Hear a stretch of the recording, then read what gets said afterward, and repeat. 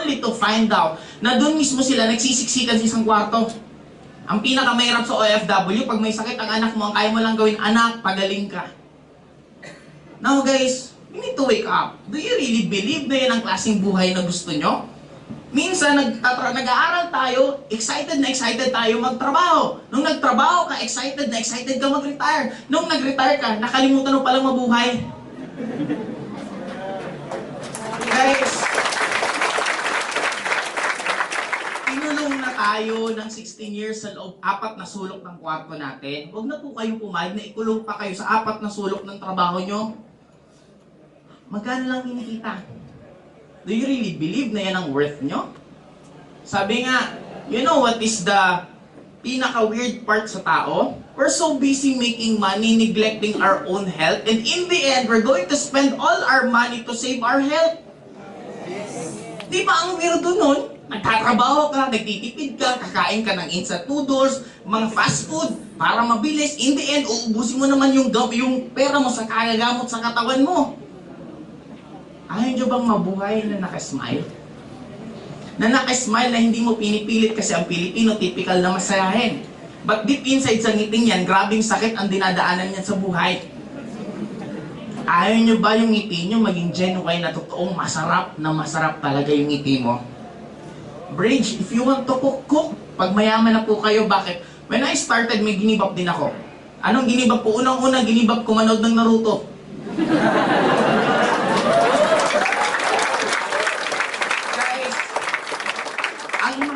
Importante magkakaiba sa tao, right? Kaya pwedeng tawag, parang cartoons, hindi. Love ko yung anime eh. Parang bata, agawan mo ng candy, iiyak yan. Yung matanda, agawan mo ng candy, pagtatawanan ka. The same yung value, pero magkaiba yung effect sa tao. Now, balik tayo dun sa Naruto. Ito yung pinaka-epic sa akin. Gustong-gusto ko manood. Tuwing dumadaan ako sa bahay namin at may nanonood ng TV, may pinapatalasas yung Naruto, hindi ko magawa panoorin. Bakit? Kailangan ko mag-OPP. Kailangan ko mag-present. Yung mga gimmick, kinakansyon ako ng mga kaibigan ko kasi hindi na daw ako gumigimik. Sabi ko, sige, unahin ko muna to. Ito ang pinakamaganda. Yung mga kaibigan ko, bumalik pa rin gimmick na gimmick. Ako, inuna ko to. Marami akong mga na-sacrifice. Birthday ko, nasa Lucena ako, nag-OPP ako.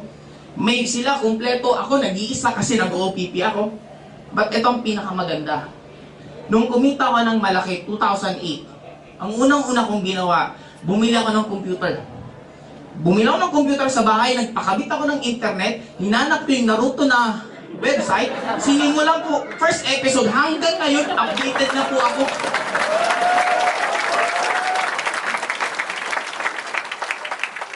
Ito pa, ang daming gimmick nila na hindi ako nakasama. Pero okay lang pala, bakit? Nung gumimik naman ako, hindi naman kumukonti ang gimikan habang tumatagal, dumadami. Sila, na-stuck sila kagigimik sa Bicol. Ako nakagimik ng Manila, nakagimik ng Europe, nakagimik ng Las Vegas, nakagimik sa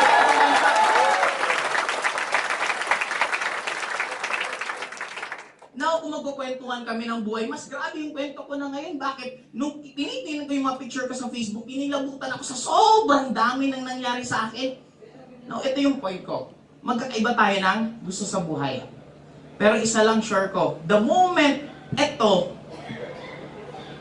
magiging list priority nyo, yan ang pinakamasaya nyong buhay. Anong list priority? Hindi mo iniisip to.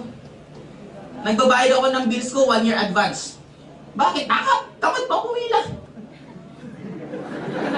Totoo naman, di ba? Bakit ko perfect example ko, may event ang in. Kailan ba yun? No, March 2. Nananahimik ng kapart yung sasakyan ko dun sa harapan ng kuneta, sinagi ng motor. O di pagpunta ko, may gas-gas yung Porsche. Nakita ko yung nakatama, nanginginig na sa takot kasi pinag-ikutan na. Di sabi ko na, sige umalis ka na, manonood pa ako sa loob.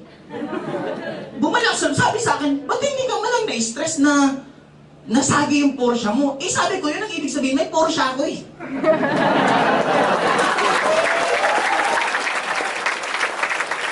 Kayo, kung wala kayong Porsche, masasagi ba? Di ba malabo naman yun? Mamili kayo, may Porsche na sasagi o walang masagi kasi wala kang Porsche. Diba? Now, ito lang ang point ko. In the end, money is just a piece of paper.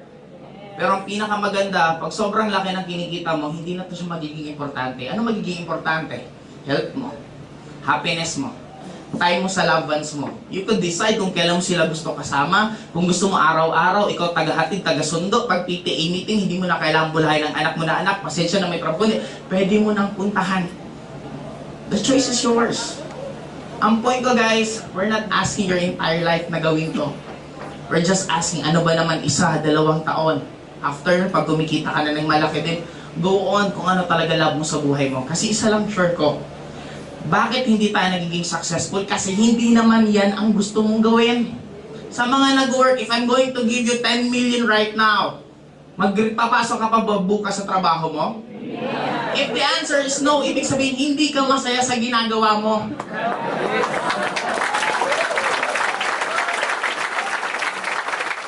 Kasi pag masaya ka sa ginagawa mo, even if you're earning so much, still yun pa rin ang gagawin mo. But the problem is, maraming nagbigay ng pangarap para sa atin.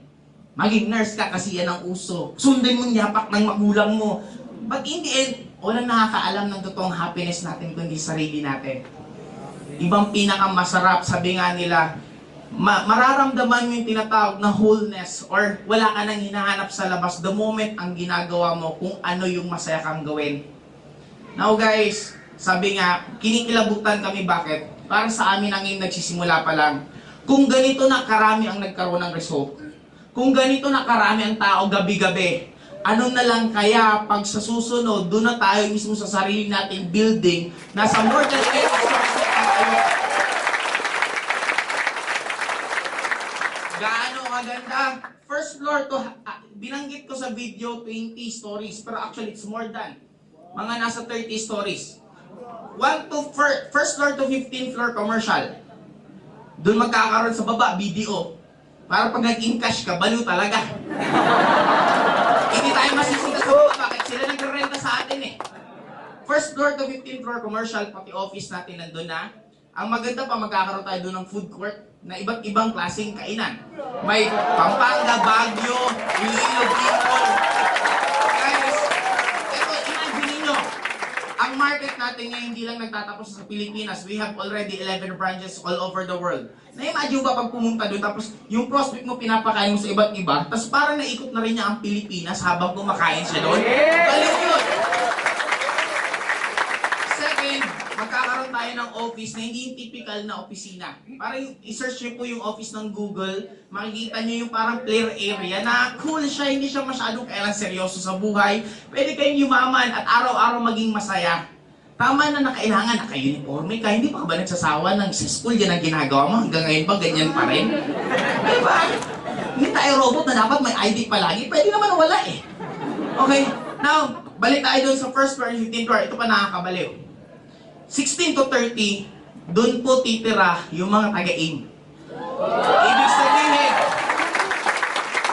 nai-imagine nyo ba na, after nasa ka, nandito sa taas, racket ka sa bahay yung 16 to 30, lahat mga member ng AIM. Sa baba, nagbabaliwan. Nakita mo gaano ka-positive yung mangyayari sa energy ng lugar na yun. And ito pa pinaka, yung buong building ngayon naka-LED. Puno ng ilaw yung buong building. Tapos basta sabihin ko sa inyo guys, pag pumasok kayo sa opisina ngayon, parang wala ka sa Pilipinas.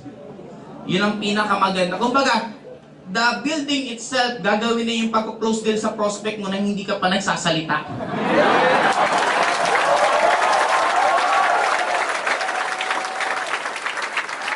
Sa mga hindi pa po member, I'm challenging you. We've made it ganito kahaba, ganito kalayo, nang ang dami pang nagtatawa at hindi naniniwala sa amin noon. Ultimo kami, nagugutom. Ultimo kami, ganito, nagpapapower, pero tirek na yung mata namin kasi maghapon na kami hindi kumakain. Kung nagawa namin before na maging successful dahil sa talagang desidido lang kami, what more pag naitayo na yon? Guys,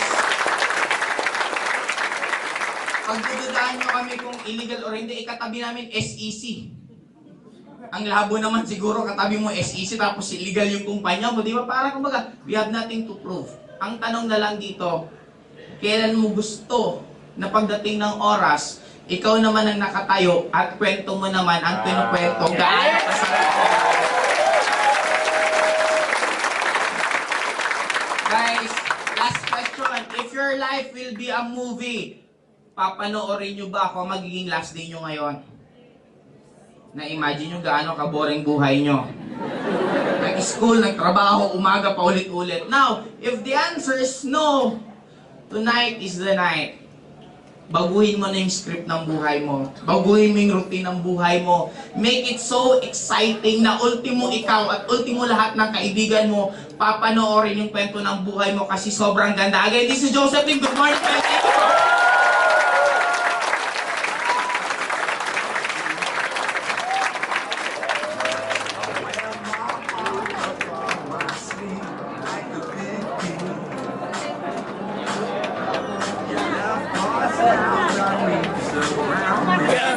Si Johnny, text mo na lang ako.